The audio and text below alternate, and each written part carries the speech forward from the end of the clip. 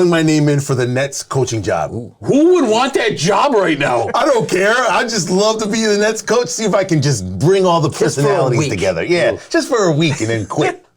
Pat Duffy. How's it going? Welcome back, 27. Okay, yeah, well, first of all, in celebration of the Sabres back on the warpath and Tre'Davious White being activated, my very fun Tre'Davious White turn goalie. God, my back hurts. Goalie Academy, Tre'Davious White Sabres jersey. I think I might be the only one that has this. It's one of my favorites. Alrighty. Hey, you brought him up. Let's talk about him. And it's, we're not going to solve the Brooklyn Nets problems here in Rochester.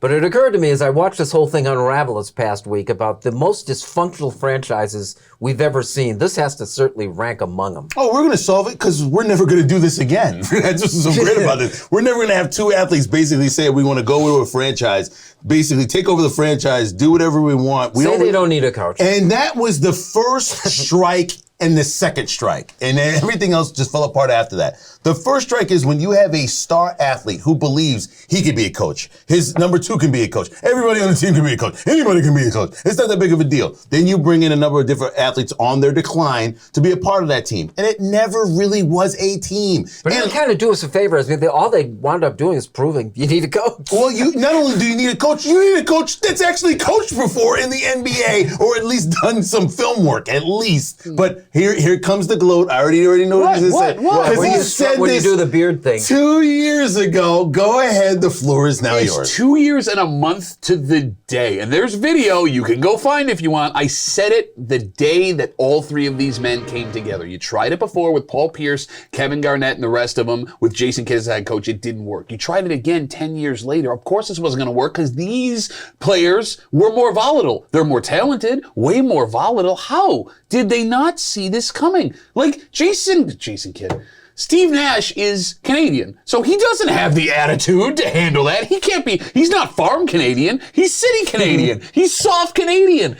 We're saying a farm Canadian could have handled it? Look, you've seen some of those NHL coaches, man. No, but the point I'm making is you can't put someone with no experience in that room with those people. And we had seen up to that point that Kyrie was insane, legitimately insane.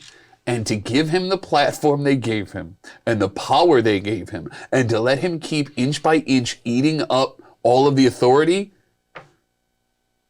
Is there a guy that went from everyone cheered for him in Cleveland to what is happening faster? Well, we love this, don't we? I mean, we love the fans of a game. We love the talent, and I think what happened we love implosion. We love that too, but we love the talent and the possibility of what it could have been. But the issue here is these two players, who basically orchestrated this trip there, were not a cohesive unit. Even when it came to whether or not to get the vaccine, whether it was whether I want to stay or where I want to go this past summer, this was never a cohesive unit. You didn't know who was running it. The general managers basically handed over the keys and said, "You guys work it out," and they were never able to get it. It was so bad, James Harden had to leave the team. No, well, that's the funniest part. Like, at the time, James Harden he's the problem. Look at him. How could he not follow through with it? No, he was the smartest one the entire time. Have you got anything that can, because I have one, I want to get it out there. Have you got anything in your history that compares to the dysfunction of the I want to hear yours because I can't think of one.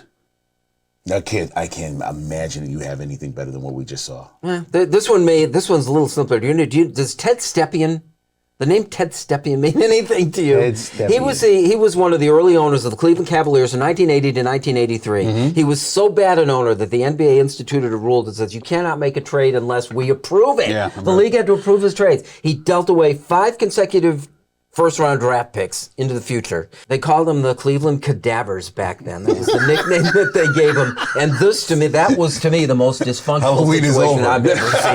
That dysfunction, that's dysfunctional, but what's unique about the story we're talking about here, it's the first time that dysfunction is coming from the floor into the box, the owner's box. This isn't Daniel Snyder being a moron. This isn't the owner of the Carolina Panthers instituting Jeans Friday to look at the rear ends of his female employees, which, by the way, is a real thing. You can Google that.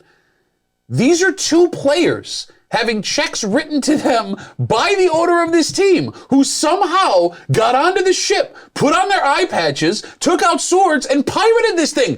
And nobody has stopped them. How is Kyrie Irving, as we tape